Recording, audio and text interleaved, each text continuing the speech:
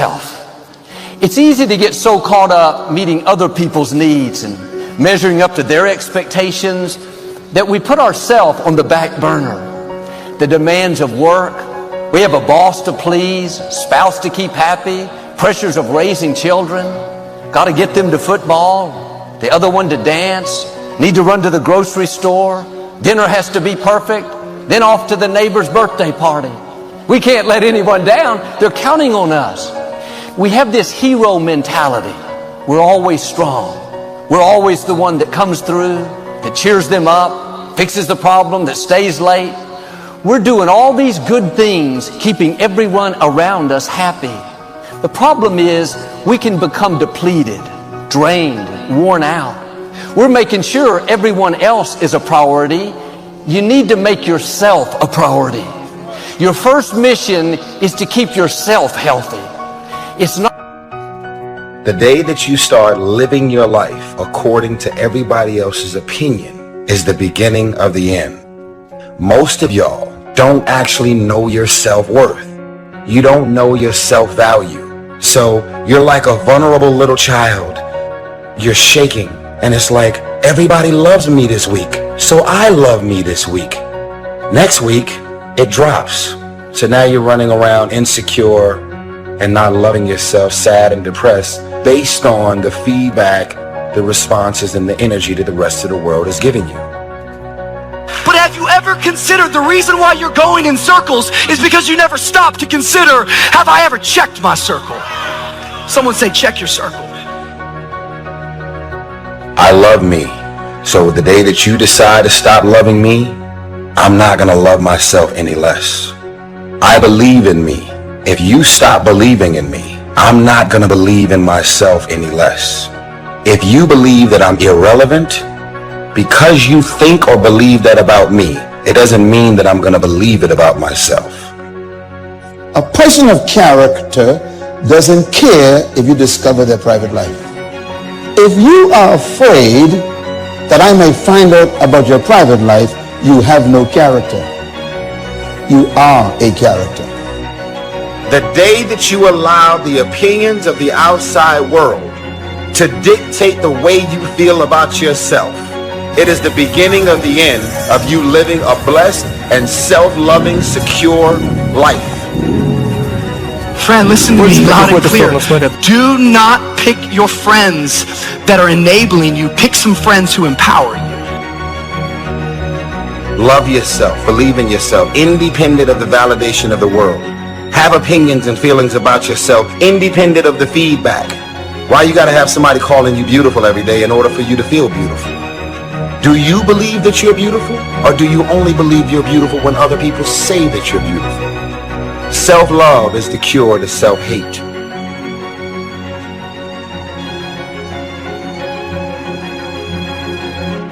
A truly courageous person is not afraid of what might or might not happen next week or next year. He fears not making the most of every moment today. A truly courageous person fears making appearances more important than realities, making impressions more important than communication. Think about something that you'd like to have, or something you'd like to create for you or your family. I want you to hold this thought in mind. Now, one of the first things I want you to do is don't worry about the inner conversation that you're going to have. Don't worry about how you're going to do it. That's going to come. You're going to develop a plan of action. You will find the way. You'll become the kind of person that can attract the people, the resources, in order to make that become reality. Discipline can seem like it's your worst enemy, but the reality is, discipline is your best friend and will put you on that path. The path to strength and intelligence and happiness. What is the vision for your life? What are the ideas and the dreams for your life? Who are you? What are your gifts and talents? What is your ultimate destiny and your goals? God will never give you something somebody else is supposed to have.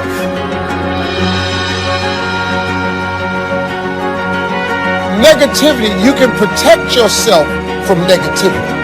And that's what stops most people, negative thoughts. You can coat your mind from negativity. It's a real simple exercise to do. I do it every morning before I walk out the door. So I walk out as a positive person. The way you can put a coating around your mind is with one simple thing: gratitude.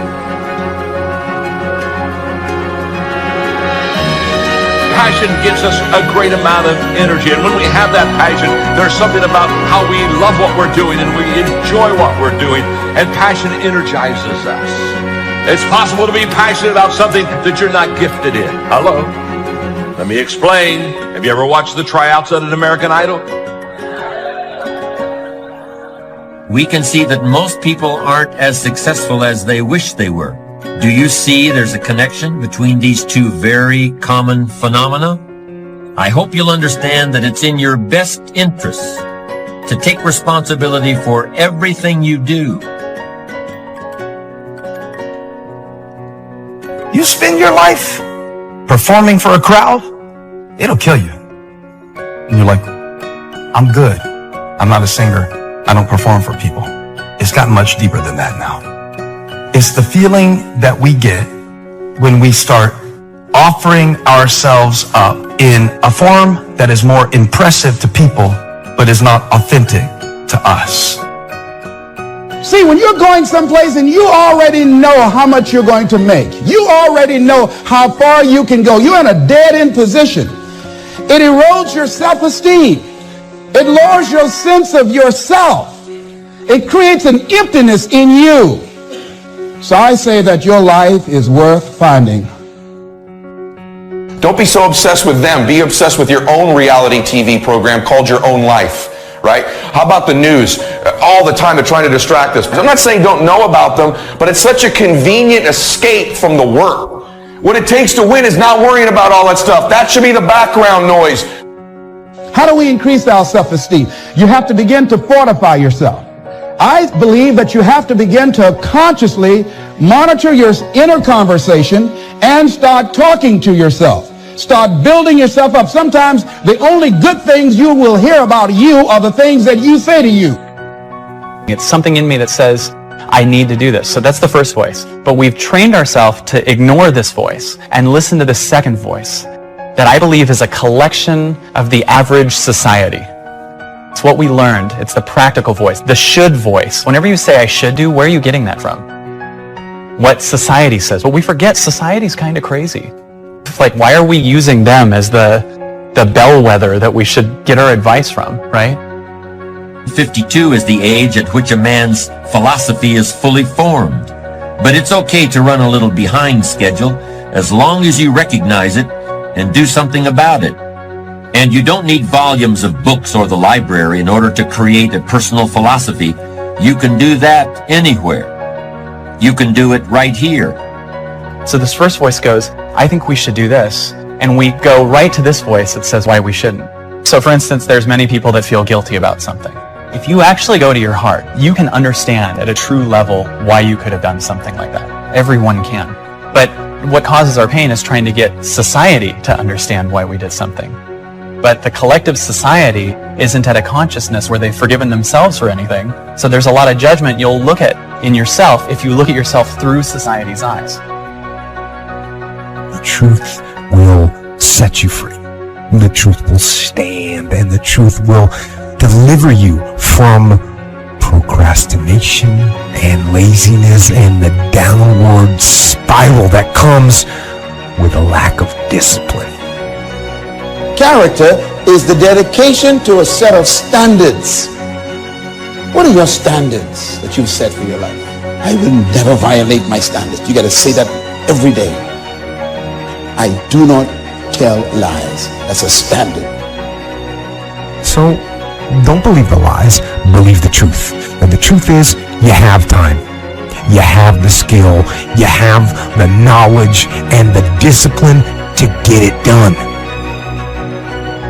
Yet in life, outside of that one area, most of us are worried about suffering. We're afraid of it. When we're suffering and sacrificing, we wonder whether it's worth it. We wonder whether we're supposed to. We wonder whether sacrifice or setbacks or suffering is a sign it's not our real dream, don't we?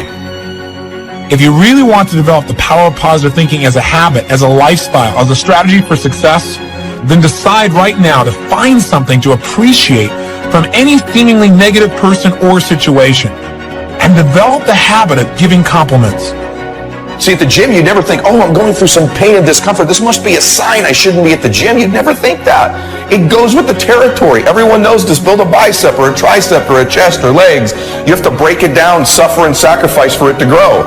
The indication of the pain and sacrifice and sweat, don't you feel better at the gym? So in that area, we all know to the extent we suffer and sacrifice is to the extent we grow. And your body is a metaphor for the rest of your life. See, if you really want to have some more positive feelings in your life, you got to keep focusing on what's right. You got to get curious. And most importantly, you got to find something to appreciate even in the tough times. Because in reality, as we've talked about so often before, the toughest times in your life sometimes provide you with the real resources to change your life.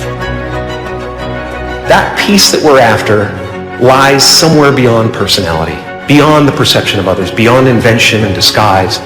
Your need for acceptance can make you invisible in this world. Don't let anything stand in the way of the light that shines through this form. What's the one thing that keeps you from becoming who God made you to be? What's the one thing that keeps you from using your shape? Write it down. Fear. That's the word. It's fear. It scares you to become somebody that other people may not understand. Risk being seen in all of your glory. Our eyes are not viewers, they're also projectors that are running a second story over the picture that we see in front of us all the time. Fear is writing that script, and the working title is, I'll Never Be Enough. And when I say life doesn't happen to you, it happens for you, I'm just making a conscious choice to perceive challenges as something beneficial so that I can deal with them in the most productive way. You'll come up with your own style. That's part of the fun. If you make it to the end of this video, I want you to write, self-love is the cure to self-hate. These are the type of qualities that I'm going and have been instilling in my daughter. Nobody wants to be alone. But if you show up empty, as an empty shell, and you're expecting this man to fulfill you, because as soon as he leaves, you're depleted, you're empty, and you have nothing left for yourself again. Never rely or depend on anybody to fulfill your heart. Need a little pick-me-up today? Welcome to the new Fresh Motivation app, where you'll find daily motivation, daily quotes.